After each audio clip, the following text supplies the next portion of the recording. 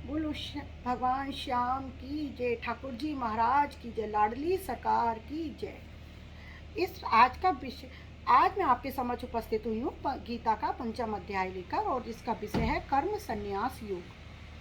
अर्जुन बोले, हे कृष्ण, आप कर्मों के संन्यास की और फिर कर्म योग की प्रशंसा करते हैं, इसलिए इन दोनों में से जो एक मेरे लिए भली बात निश्चित कल्याणकारक साधन हो उसको कहिए।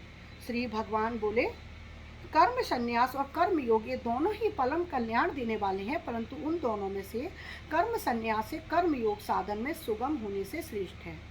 हे अर्जुन, जो पुरुष किसी से द्वेष नहीं करता, न किसी की आकांक्षा करता है, वह कर्मयोगी सदा सन्यासी ही समझने योग्य है।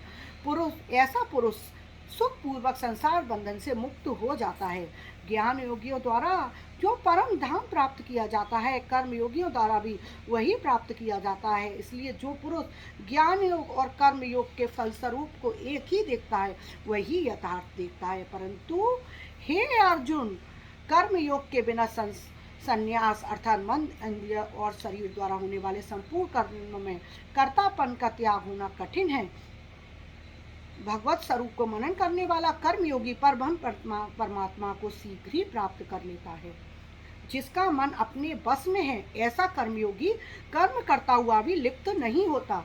जो पुरुष सब कर्मों को परमात्मा को ही अर्पण करके, तेरा तुझको अर्पण, परमात्मा को अर्पण करके और आसक्ति को त्याग कर कर्म करता है, वह पुरुष जल से कमल के पत्ते की भांति पाप से लिप्त नहीं होता। हमें अपना जीवन कैसा जीना है? जैसे कीचड़ में कमल खिलता है, कीचड़ में रहते हुए भी उसके ऊपर कीचड़ का कोई प्रभाव नहीं होता। वो सुगंधित, अपनी सुगंध लिए हुए रहता है और सुंदरता भी लिए हुए रहता है और भगवान के श्री चरणों को अर्पित भी होता है। तो हमें अपना जीवन कमल के पुष्प की भांति बनाना है।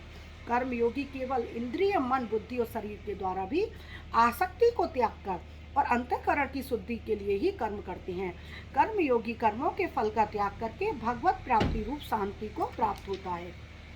अंतःकरण जिनके बस में है, ऐसा सांख्य योग का आचरण करने वाला पुरुष न करता हुआ और न करवाता हुआ ही नव द्वारों वाले शरीर रूप घर में सब कर्मों को मन से त्याग कर आनंद पूर्वक सदानंद घन परमात्मा के स्वरूप में स्थिर रहता है। परमेश्वर मनुष्यों के न कर्मों की रचना नहीं करता। इसके बारे में मैं आपसे एक बात करती हूँ। सब लोग जैसे कोई चोरी कर रहा है, कोई खून कर रहा है, कोई बलात्कार कर रहा है, और उसके बाद करने के बाद जब उनको पकड़ा जाता है तो उनका आरोप क्या होता है? ये तो हमें भगवान ने ही करवाया। अगर भगवान ने हमसे ये कर्म नहीं करवाया होता तो हम ये कर्म क्यों करते? क्या प्रभु हमसे कहते हैं कि चोरी करो? क्या प्रभु कहते हैं कि तुम किसी का खून करो, किसी को दुखी दो? नहीं, ये कर्म हमारे अपने बनाए हुए होते हैं। प्रभु हमारा जन्म पत्री हमारे प्रारब्ध के हिसाब से लिखते हैं। फिर इस जन्म में हम आते हैं तो हम अपने कर्मों के द्वारा हम अपना जीवन सुधारते हैं। अगर इस जन्म में भी हम खराब कर्म करते रहेंगे तो अगला जन्म भी हमारा फिर बेकार ही होगा। फिर हम किसको दोष देंगे? इसलिए अपने सच्चिदानंद घन प्रभु के अपना ध्यान में मगन हमेशा रहना चाहिए और प्रभु प्राप्ति के लिए प्रयास करते रहने चाहिए। जिनका मन एकाकी रहता है, जिनकी बुद्धि एकाकी रहती है, उनका वो सीधे परम गति को ही प्राप्त होते हैं। और जो पुरुष प्रिय को पाकर हर्षित नहीं होता और अप्रिय को पाकर दुखी नहीं होता, वह स्थिर बुद्धि, संशय रहित ब्रह्मवेत्ता पुरुष सच्चिदानंद घन ब्रह्म परमात्मा में एक ही भाव से हमेशा स्थिर रहता है। जो साधक इस मनुष्य शरीर में शरीर का नाश होने से पहले ही काम क्रोध पर अपनी जीत हासिल कर लेता है, मतलब जब हम मृत्यु को प्राप्त हों इस जीवन में, उससे पहले ही हमें अपनी ये ज्ञान इंद्रियां इनको वश में करके अपने काम को और क्रोध को वश में कर लेना चाहिए।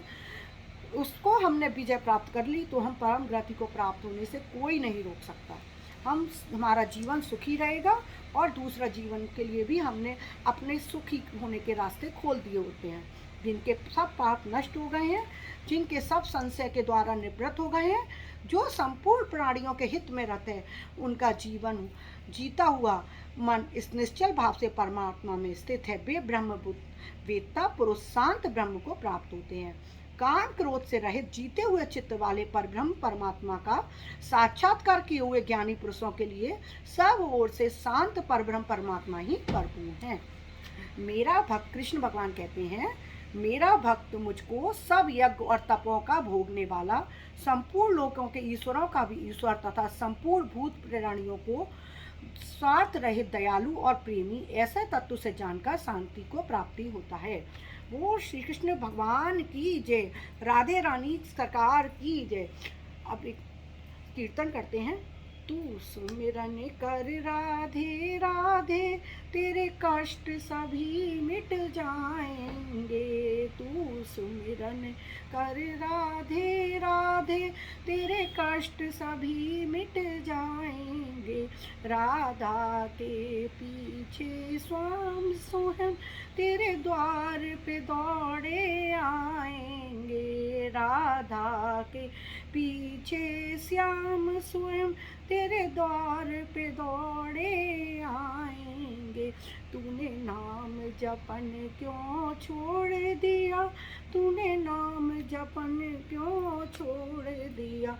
क्रोध न छोड़ा, झूठ न छोड़ा, सत्य वचन क्यों छोड़ दिया। क्रोध न छोड़ा, झूठ न छोड़ा, सत्य वचन क्यों छोड़ दिया।